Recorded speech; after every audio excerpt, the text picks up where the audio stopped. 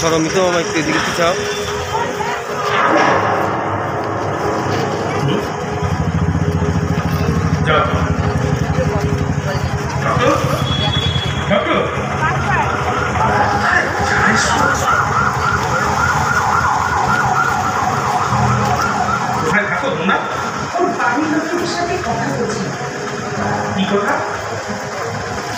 বলছি কি কথা বলছিলে? ওরা বডি দেখতে চাইছে। বললে না পোস্টমর্টমের সময় বডি দেখা যায় না, আইনি নিষেধ আছে। ওরা পুলিশের ভয় দেখাচ্ছিল। ফালতু কথা ছেড়ে পোস্টমর্টম করে রিপোর্ট দাও। সুইসাইড। কি বলছি শুনতে পাচ্ছ না? সুইসাইড। মনে থাকবে তো? হ্যাঁ হ্যাঁ স্যার। বডিটাকে পুড়িয়ে ফেলো। কি হলো? স্যার লাশের অবস্থা দেখেছেন? একে সুইসাইড বলে চালানো যাবে না। দেখি শোনো শোনো,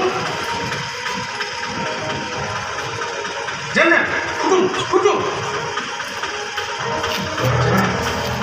কি করা যায়? আমি একটা সাজেস্ট করবো স্যার। তুমি কেন সাজেস্ট করবে? তোমার কথা বলার কোনো অধিকার নেই। তুমি মৃত। কোন ন্যায় সংহিতা লেখা আছে মৃতদের অধিকারের কথা? না, নেই। বিশেষ করে যাদের হত্যা করা হয়েছে।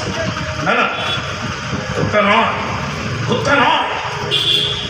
ও হ্যাঁ, সুইসাইড। সেই রকম সুইসাইডই বটে। ওই দেখুন স্যার। আমি ডক্টর দেবাশিস গুরু, 2001। আমাকে আমার ঘরে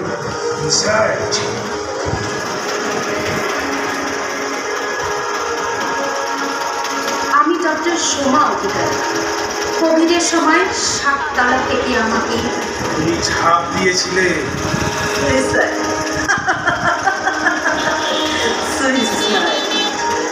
হত্যা করা হয়েছে। হত্যা পুড়িয়ে ফেলেছে। এরা দুজন শপথ নিয়েছে পেশেন্টের মুখে হাসি না ফোটা পর্যন্ত রেস্ট নেবে। গরিব পেশেন্টদের ন্যূনতম চার্জে চিকিৎসা করে। কিন্তু আমি যে দেখে ফেলেছিলাম কি করে গরিব অ্যাপেন্ডিক্স পেশেন্টের কিডনি কেড়ে নেওয়া হয়েছিল। আর আমি জেনে গিয়েছিলাম 4 ঔষধের চক্রের পান্ডা।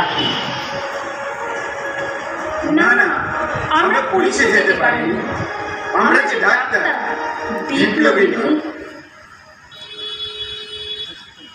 জানেন, বড্ড ইচ্ছে করে মা বাবাকে দেখতে। ছোট ভাইটার মুখ বারে বারে ভেসে আসে, বারে বারে ভেসে আসে। বোনটা বলেছিল পূজায় লেহেঙ্গা চাই।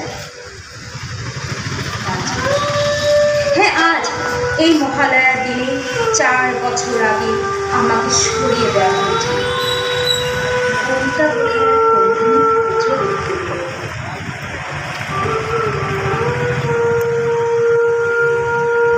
আমার গল্প শুনবেন না স্যার? ও স্যার, হ্যাঁ আমার গল্প।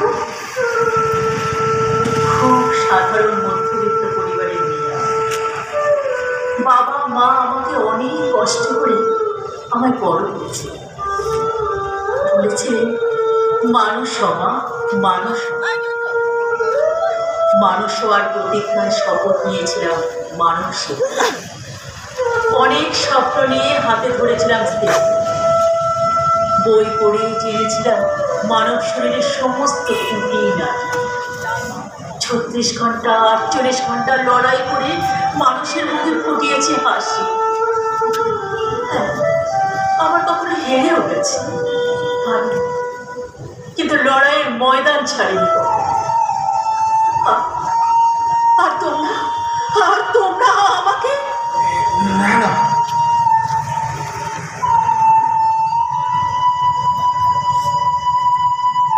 আমিও না ওদের মতো অনেক কিছু দেখতাম, কিন্তু চোখ বন্ধ করে রোগীদের চিকিৎসা করে। না না না না না, কিছু বলবো না, কিছু বলবো না। একের পর এক আমার চোখের সামনে অভিনীত হতে থাকলো।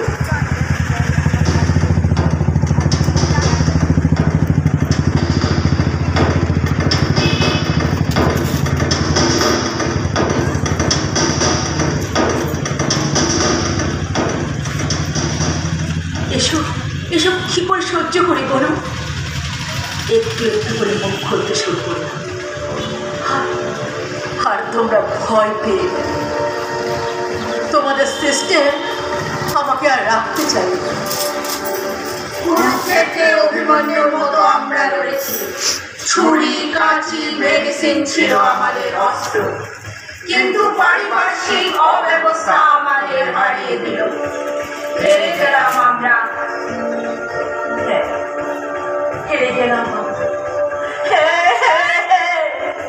হেরে গেলাম।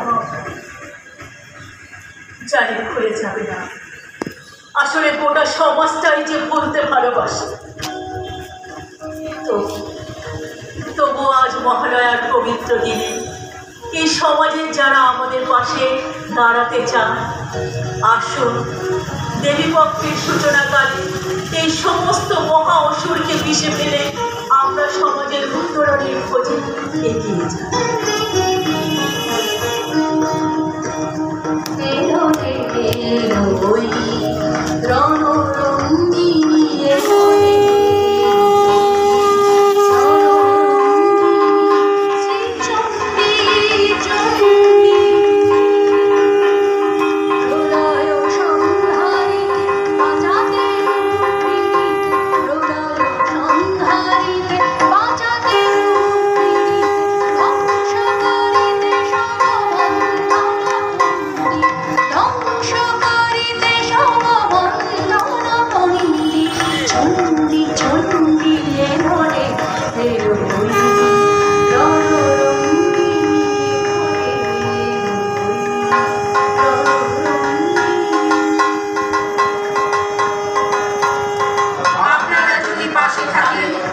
গোটা সমাজ যদি এগিয়ে আসে,